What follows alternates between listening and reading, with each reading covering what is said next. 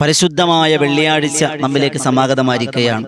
ഈ വെള്ളിയാഴ്ച ജുമഅയുടെ ബാങ്ക് വിളിച്ചത് മുതൽ ജുമഅയ്ക്ക് ഇഖാമത്ത് കൊടുക്കുന്നതിനിടയിൽ 200 തവണ ഈ പറയാൻ പോകുന്ന അത്ഭുതത്തിന്റെ ഇസ്മൊരാൾ പറഞ്ഞ് ഏത് ആവശ്യം അള്ളാഹിനോട് ചോദിച്ചാലും അള്ളാഹ് നിറവേറ്റി തരുമെന്നും മഹാരഥന്മാർ പറഞ്ഞ അത്ഭുതത്തിന്റെ ഒരു ഇസ്മിനെ പറ്റിയും, അതോടൊപ്പം പരിശുദ്ധമായ അസ്ർ നമസ്കാരം കഴിഞ്ഞ് എഴുന്നേൽക്കുന്നതിന് മുമ്പ് മുത്തനബി തങ്ങൾ തിരുനാവ് കൊണ്ട് സ്വഹാബത്തിന് പറഞ്ഞു, ഈ ഒരു സ്വലാത്ത് നിങ്ങൾ 80 വട്ടം ചൊല്ലിയാൽ നിങ്ങളുടെ എല്ലാ പാപങ്ങളും പുറത്തു കൊടുക്കുമെന്ന് അള്ളാഹ് പുറത്തു തരാമെന്ന് വാഗ്ദാനം ചെയ്തിരുന്നു എന്ന് പറഞ്ഞ അത്ഭുതത്തിന്റെ ഒരു സ്വലാത്തിനെ പറ്റിയുമാണ് ഇൻഷാ അല്ലാഹ് ഇന്ന് നമ്മൾ മനസ്സിലാക്കുക. അതോടൊപ്പം വെള്ളിയാഴ്ച ശ്രദ്ധിക്കുന്ന ചില കാര്യങ്ങളെ പറ്റിയും നമ്മൾ ചർച്ച ചെയ്യും. അള്ളാഹു സ്വീകരിക്കുമാറാകട്ടെ.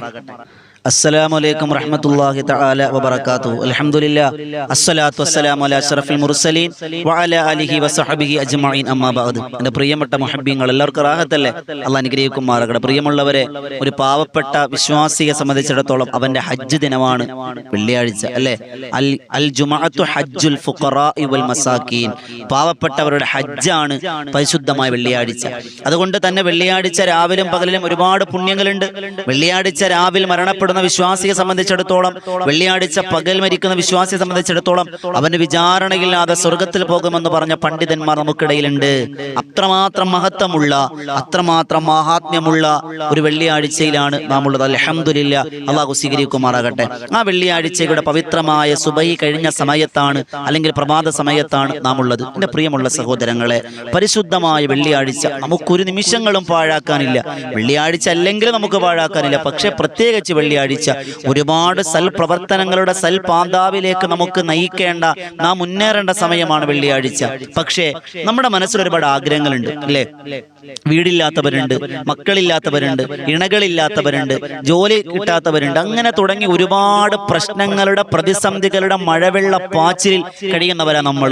ഒരുപാട് ദുആ ചെയ്തു മാറുന്നില്ല, ഒരുപാട് ദുആ ചെയ്തൊന്നും പള്ളിക്ക് കൊടുത്തു, കിട്ടുന്നു നേടിയിട്ടില്ല, വിചാരിച്ച കാര്യം നടന്നില്ല എന്ന സങ്കടം പറഞ്ഞവരുണ്ട്. എന്നാൽ അള്ളാഹുവിന്റെ അസ്മാഉൽ ഹുസ്ന, രഹസ്യങ്ങളുടെ ഒരു വലിയ താക്കോലാണ്, ഒരു എന്താ പറയാ, ഒരു ലോക്കറാണ് അസ്മാഉൽ ഹുസ്ന. ഓരോ ഇസ്മുകൾക്കും വലിയ മഹത്വമുണ്ട്. എന്നാൽ ഒരാള് വെള്ളിയാഴ്ച ജുമഅ നമസ്കാരത്തിന്റെ ബാങ്ക് വിളിച്ചു, വെള്ളിയാഴ്ച ദുഹറിന്റെ ബാങ്ക് വിളിച്ചു, ഇഖാമത്തിന് മുമ്പ് ഈ പറയാൻ പോകുന്ന ഇസ്മിനെ 200 വട്ടം ചൊല്ലിയിട്ട് ഒളോടുകൂടി ആത്മാർത്ഥമായ കൽബിൽ തട്ടി ചൊല്ലിയിട്ട് റബ്ബിനോട് ദുആ ചെയ്താൽ ഉറപ്പായും ആ മനുഷ്യന് അള്ളാഹു ഹലാലായ ഉദ്ദേശമാണെങ്കിൽ നിറവേറ്റി കൊടുക്കുമെന്നും മഹാരഥന്മാർ മുജറബായി അനുഭവങ്ങളിലൂടെ രേഖപ്പെടുത്തിയ ഒരു ഇസ്മുണ്ട്. ആ ഇസ്മ ജലാലത്തിന്റെ ഇസ്മാണ്. ജലാലത്തിന്റെ ഇസ്മ എന്ന് പറഞ്ഞാൽ അള്ളാഹ് സ്വീകരിക്കുന്ന ഉറപ്പ് എന്ന മഹാരഥന്മാർ പഠിപ്പിക്കുക. രണ്ടാമത്തെ ഇസ്മിന്റെ നേട്ടം ഇസ്മുൽ അഅ്ലം എന്ന മഹാനായ അബ്ദുൽ ഖാദിർ ജീലാനി ഖദ്ദസല്ലാഹു സിർറഹുൽ അസീസ് മഹാനുഭാവന്റെ അഭിപ്രായം അനുസരിച്ച് ജലാലത്തിന്റെ ഇസ്മാണ് എന്ന അഭിപ്രായമുള്ള ഒരു നാമമാണ് അസ്മാഉൽ ഹുസ്നയിൽ. 99 നാമങ്ങളിൽ ഏറ്റവും മഹത്വമുള്ള ഒരു ഇസ്മുകളിൽ ഒരെണ്ണം. അത് മാത്രമല്ല, ഈ ഇസ്മ മാത്രം 6666 പരം ആയത്തുകളുള്ള ഖുർആനിൽ ഏകദേശം 2699 വട്ടം ഇസ്മിനെ പറഞ്ഞിട്ടുണ്ട്. ആലോചിച്ച് നോക്കിയേ, 2699 വട്ടം ഈ പരിശുദ്ധമായ നാമത്തെ പറഞ്ഞിട്ടുണ്ട്. നാലാമത്, ഈ പരിശുദ്ധമായ ഇസ്മിനെ പതിവാക്കുന്നവർക്ക് ഇൽമ അധികരിപ്പിക്കുന്നതാണ്. അള്ളാഹ് അറിയിച്ചു കൊടുക്കും. കൽബിൽ പഠിക്കാത്ത, തോന്നിപ്പിക്കുന്ന നല്ല നല്ല ഇൽമുകൾ, അതിന് ലദുന്യായ ഇൽമെന്നാണ് പറയുക. നമ്മൾ പഠിച്ചെടുക്കുന്നതിന് നാഫി നമ്മൾ ഇൽമെന്ന് പറയും. പക്ഷെ ഇട്ടുകൊടുക്കുന്നതിന്, അള്ളാഹ് ഇട്ടുകൊടുക്കുന്നതിന് ലദുന്നി എന്ന് പറയും. ആ ഇൽമ അള്ളാഹ് കൊടുക്കും. അതുപോലെ അഞ്ചാമത് മഹത്വം മഹാരഥന്മാർ പറയുന്നു, ഇതിന്റെ അറബി അക്ഷരങ്ങളുടെ കണക്ക്, ഓരോ അക്ഷരത്തിന് അറബി അക്കങ്ങളുണ്ട്, എണ്ണങ്ങളുണ്ട്. ഇപ്പൊ ബിസ്മിക്ക് നമ്മൾ 786 എഴുതുന്നത് പോലെ ഈ ഇസ്മിന്റെ എണ്ണം 66 ആണ്.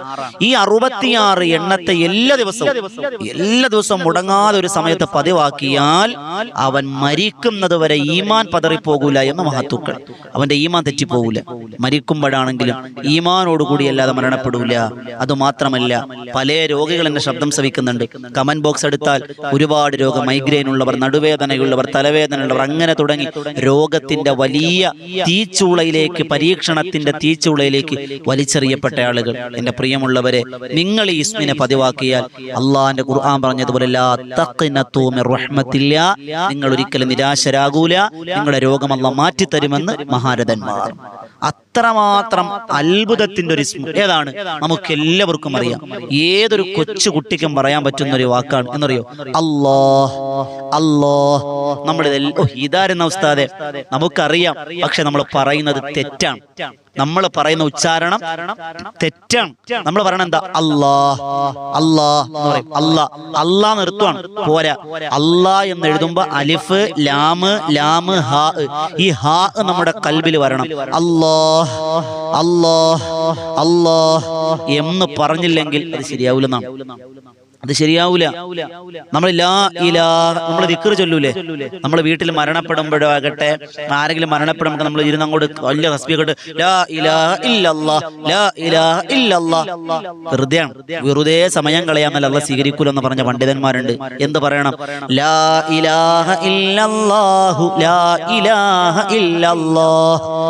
ഹാ ഉച്ചരിക്കണം, ഇല്ലെങ്കിൽ അത് സ്വീകരിക്കൂല എന്ന് പറഞ്ഞ പണ്ഡിതന്മാരുണ്ട്. അള്ളാഹു സ്വീകരിക്കുമാറാകട്ടെ. അപ്പൊ എന്ത് വേണം? അല്ലാഹ് അല്ലാഹ് അല്ലാഹ് എന്ന് വിളിക്കാം. യാ അല്ലാഹ് യാ അല്ലാഹ് 200 വട്ടം. ഇന്നത്തെ ളുഹർ നമസ്കാരത്തിന് ജുമയ്ക്ക് വേണ്ടി ബാങ്ക് വിളിക്കൂലേ? ആ ബാങ്കിനും ഇഖാമത്തിനും ഇടയിൽ ഉമ്മമാരെ, നിങ്ങൾ നിസ്കാരപ്പായിലാണ്, ആ സമയത്ത് നിങ്ങൾ ചൊല്ലിയാൽ ഉറപ്പാണ് നിങ്ങളുടെ ഉദ്ദേശങ്ങൾ നിറവേറ്റിത്തരും. അതോടൊപ്പം സൂറത്തുൽ കഹ്ഫ് നിങ്ങൾ മുടക്കൽ വെള്ളിയാഴ്ചയാണ്. സൂറത്തുൽ കഹ്ഫ് നിങ്ങൾ മുടക്കാൻ പാടില്ല. നഖം മുറിക്കൽ മറക്കരുത്. ഞാൻ വേഗം പറഞ്ഞു, വെള്ളിയാഴ്ച പറയുന്നത് കൊണ്ടൊന്ന് ഓർമ്മപ്പെടുത്തുകയാണ്. ഇനി നമുക്കൊരു സ്വലാത്ത് ഉണ്ട്. അസ്ർ നമസ്കാരത്തിന് ശേഷം ഇരുന്ന ഇരിപ്പിൽ നിന്ന് എഴുന്നേൽക്കുന്നതിന് മുമ്പ് ചൊല്ലാനാണ്. അസ്റിന് മുമ്പ് ചെയ്യേണ്ട കാര്യങ്ങളാണല്ലോ. കഹ്ഫ് ഓതുക, നഖം വെട്ടുക, നല്ല വസ്ത്രം ധരിക്കുക. ഇനി ഇല്ല, ആ വെള്ളിയാഴ്ച ഒന്ന് നിസ്കാരക്കൊപ്പം ഒന്ന് കഴുകിയിട്ട് ഉപയോഗിക്കുക. അത് വലിയ ബറക്കത്താണ്. അതോടൊപ്പം കുടുംബ സന്ദർശനം, രോഗസന്ദർശനം നടത്തുക, സ്വതക്ക കൊടുക്കുക, ഖുർആൻ ഒരുപാട് അധികരിപ്പിക്കുക, ദിക്ർ ചൊല്ലുക. ഇതെല്ലാം വെള്ളിയാഴ്ച പ്രത്യേകം സുന്നത്തുള്ള കാര്യമാണ്. ഉമ്മമാരെ, വെള്ളിയാഴ്ച പാഴാക്കരുത്. വെള്ളിയാഴ്ച രാവും പാഴാക്കരുത്. അള്ളാഹു ഇനിയൊരു വെള്ളിയാഴ്ച നമുക്ക് ഉണ്ടോന്ന് അറിയില്ലുണ്ടോ? ഒരു ഉറപ്പില്ലാന്നേ. അങ്ങനെ ളുഹർ ജുമ കഴിഞ്ഞു. ഉമ്മമാർ ളുഹർ നിസ്കരിച്ചു, വാപ്പമാര് സഹോദരങ്ങൾ ജുമ നിസ്കരിച്ചു, ഉമ്മമാർ ളുഹർ നമസ്കരിച്ചു. അത് കഴിഞ്ഞ് നമ്മൾ ഭക്ഷണമൊക്കെ കഴിച്ച് വിശ്രമിച്ചു. അസറിന്റെ ബാങ്ക് പള്ളിയിൽ നിന്ന് വിളിക്കാൻ. അസറിന്റെ ബാങ്ക് നമ്മൾ പള്ളിയിൽ നിന്ന് വിളിച്ചാൽ അസർ നമസ്കാരത്തിന് വേണ്ടി നമ്മൾ എഴുന്നേറ്റു. നമ്മൾ എന്ത് ചെയ്തു? ഒളുവൊക്കെ എടുത്തു, നിസ്കരിച്ചു. നിസ്കാരം കഴിഞ്ഞാൽ അള്ളാഹുവിന്റെ പ്രവാചകൻ നബിയുന മുഹമ്മദ് മുസ്തഫ സല്ലല്ലാഹു അലൈഹി വസല്ലമ തങ്ങൾ പറഞ്ഞു, ഇരുന്ന ഇരിപ്പിൽ തന്നെ ഒരാൾ ഈ പറയാൻ പോകുന്ന സ്വലാത്തിനെ 80 വട്ടം ചൊല്ലിയാൽ അവന്റെ 80 വർഷത്തെ പാപം പൊറുക്കുമെന്നാണ്. എന്റെ ഈ ശബ്ദം ശ്രവിക്കുന്ന സഹോദരങ്ങളിൽ, എന്റെ ഉമ്മമാരിൽ, ഉപ്പമാരിൽ ആർക്കാണ് ഗ്യാരണ്ടി പറയാൻ പറ്റുക? ഉസ്താദെ 80 കൊല്ലം ഞാൻ ജീവിച്ചിരിക്കുന്നു? ഒരുറപ്പുമില്ല. എന്നാൽ 100 കൊല്ലം ജീവിച്ചിരുന്നാലും ചെയ്യാൻ പറ്റാത്ത പാപങ്ങൾ നമ്മൾ ചെയ്തിട്ടുണ്ട്, അല്ലേ? ശരിയല്ലേ? എന്നാൽ 80 വർഷത്തെ പാപം അള്ളാഹ് പുറത്തു തരും. 80 വർഷത്തെ നന്മ അള്ളാഹു നമുക്ക് എഴുതും. നമുക്കൊരു 80 വയസ്സ് വരെ ജീവിക്കാൻ ഭാഗ്യം കിട്ടിയെന്നിരിക്കട്ടെ ഒരാൾക്ക്. ഇപ്പൊ ഉസ്താദ് ഒരാൾ പറയാണ്, ഉസ്താദെ എനിക്ക് 80 വയസ്സായാലോ? അൽഹംദുലില്ലാ. എന്നാൽ നിങ്ങൾ പ്രായപൂർത്തിയായ സമയം ഉണ്ടാവുമല്ലോ, ഒരു 15 വയസ്സ്, അല്ലേ?